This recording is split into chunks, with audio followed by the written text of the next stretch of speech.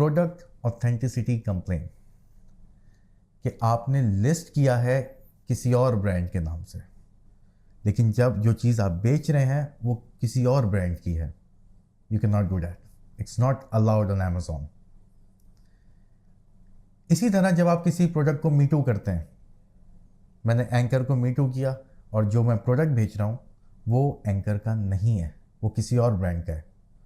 Although it's similar in shape, it's similar in quality, लेकिन उस brand का नाम उसके ऊपर मौजूद नहीं है, तो आपको Amazon स्ट्राइक देगा, प्रोडक्ट ऑथेंटिसिटी। और ये स्ट्राइक कस्टमर की कंप्लेन के बाद होगी। मोस्टली क्या होता है कि कॉम्पिटिटर्स उसको परचेज करते हैं और उसके बाद they know how to give the strike और वो इसकी कंप्लेन कर देते हैं। Food and product safety issues, हर मुल्क के फूड के डिपार्टमेंट्स होते हैं, उसकी पॉलिसीज़ होती हैं, आपने वहाँ से अप्रूवल्स लेने होते हैं। मैं कोई अपना ब्रांड फूड का नहीं ला सकता विदाउट गवर्नमेंट अप्रूवल। तो कोशिश करिएगा कि फूड आइटम्स और स्किन केयर आइटम्स को अवॉइड किया जाए, स्पेशली नियर टू एक्सपायरी। अगर आप कोई फूड आइटम या स्किन केयर आइटम को लेकर आ रहे हैं मार्केट के अंदर, it must required approvals.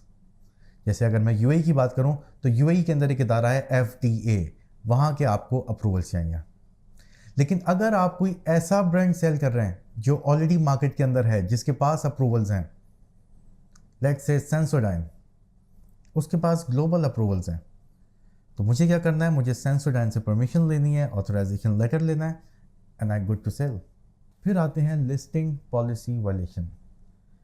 Listing करने के एथिक्स होते हैं, लिस्टिंग्स करने का तरीक़ेकार होता है एज़ पर A9 एल्गोरिथम। ये A9 वो एल्गोरिथम है जिसके ऊपर Amazon का बैकएंड सिस्टम काम करता है। आप लिस्टिंग के अंदर कोई ऐसा वर्ड, कोई ऐसी टर्म, कोई ऐसा पॉलिटिकल, रिलीजियस टर्म या वर्ड्स नहीं यूज़ कर सकते जो आप पब्लिकली एक्सपोज करें, जिसकी वजह से आपका अकाउंट बंद हो जाए। Customer product review policy violations. अब रिव्यूज़ देने के भी एथिक्स होते हैं।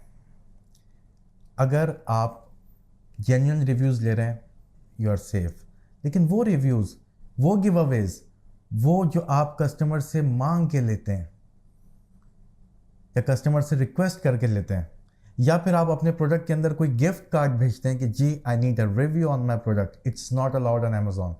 Personal branding strictly prohibited. तो इस चीज़ का ख्याल रखना है आपने। रिव्यूज़ के लिए पर्सनल ब्रांडिंग या अपने प्रोडक्ट के अंदर किसी भी तरह के कोई कार्ड्स या अपनी प्रमोशन आप नहीं कर सकते, या उसको अपनी डायरेक्ट वेबसाइट के ऊपर आप नहीं ला सकते। इसी तरह बहुत सारी और वायलेशन हैं जिसको आपने अवॉइड करना है, बट मेन वायलेशन है इंटेलेक्चुअल प्रॉपर्टी राइट।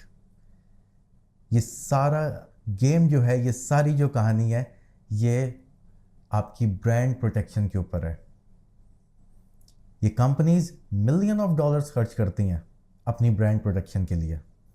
इस तरह जब आप भी, आपका ब्रांड भी स्टेबल हो जाएगा, तो आपको भी ब्रांड प्रोटेक्शन करनी है। कैसे करेंगे? ट्रेडमार्क के साथ। जब आप गवर्नमेंट से ट्रेडमार्क ले लेते हैं तो Amazon का ऑप्शन है ब्रांड रजिस्ट्री। उस ट्रेडमार्क का नंबर आप ब्रांड रजिस्ट्री में डालते हैं और फिर वो Amazon उसको वेरीफाई करता है और उसके बाद आपका ब्रांड प्रोटेक्टेड हो जाता है। आपकी लिस्टिंग को, आपके ब्रांड के नाम को, आपके प्रोडक्ट को ना कोई कॉपी कर सकता है, ना वो कोई नाम यूज़ कर सकता है, और ना ही उसे मी टू कर सकता है। तो brand protection is most important, चाहे वो कोई भी कंट्री हो। अब ट्रेडमार्क के अलग अलग पॉलिसीज़ हैं, हर कंट्री की अलग अलग रेगुलेशंस हैं, अलग अलग चार्जेस हैं।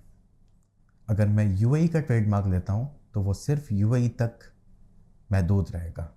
अगर मैं यूएस का लेता हूँ तो I can only use it on Amazon.com। अगर मैं यूके का लेता हूँ तो वो सिर्फ यूके के अंदर चलेगा।